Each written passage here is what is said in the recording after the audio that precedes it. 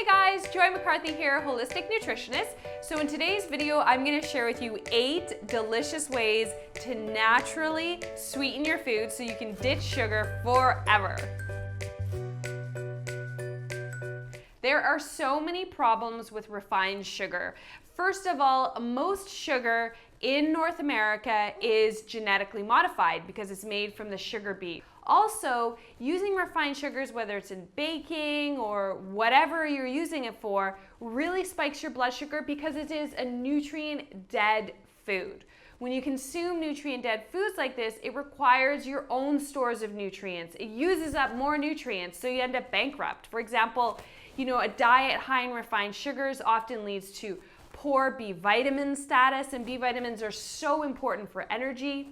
Also, minerals like calcium and magnesium can be lowered in a diet full of processed foods and sugars. And then, of course, is the whole issue of this fluctuating blood sugar levels, which I talk a lot about in a previous video on tips to beat the afternoon crash, all about blood sugar. So when you ditch the refined sugars, you really help to balance your blood sugar. Now, a lot of people think, Joy, I just can't live without sugar. If you're a sugar addict, then I'm going to give you some great natural ways to sweeten your food. My final point is that you shouldn't need to rely on a sweet flavor to feel satisfied after every meal and snack. You really want to break that habit. Because you know what? Moving from refined sugars to just using natural sugars with everything is not a good idea either. So these natural ways to sweeten your food are simply options. So let's review these top 8 ways to naturally sweeten your food.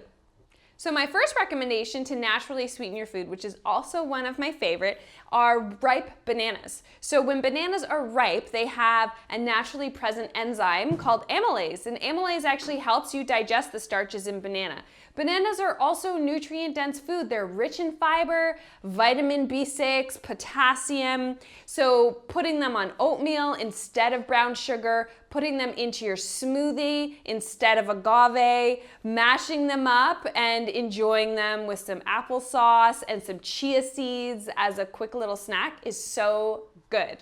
So my next option is organic coconut sugar. First of all, I love all organic products, as you've probably seen from many of my Joyous videos.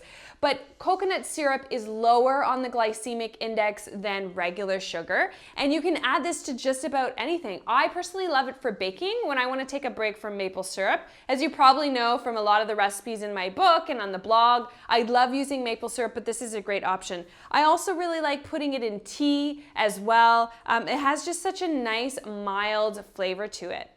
Next up is coconut sugar. So we just talked about coconut syrup. Coconut sugar is actually made from the highest quality flower nectar. Well, this brand anyhow.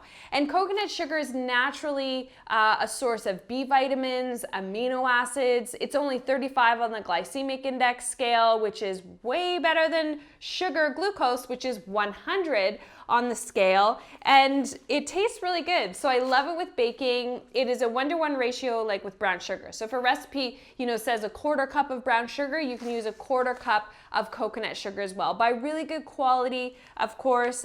Look for certified organic, sustainably farmed, and this brand's actually really good. I'll link all the brands below.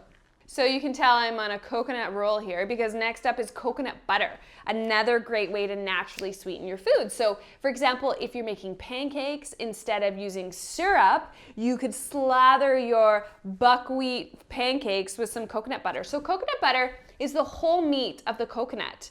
So you get the protein and the fiber and the fat, and it's really blood sugar balancing, and it's so, so yummy. I like just eating it off the spoon actually, but I also like taking a big spoonful and putting it into a smoothie. Oh, there's so many delicious ways to use coconut butter.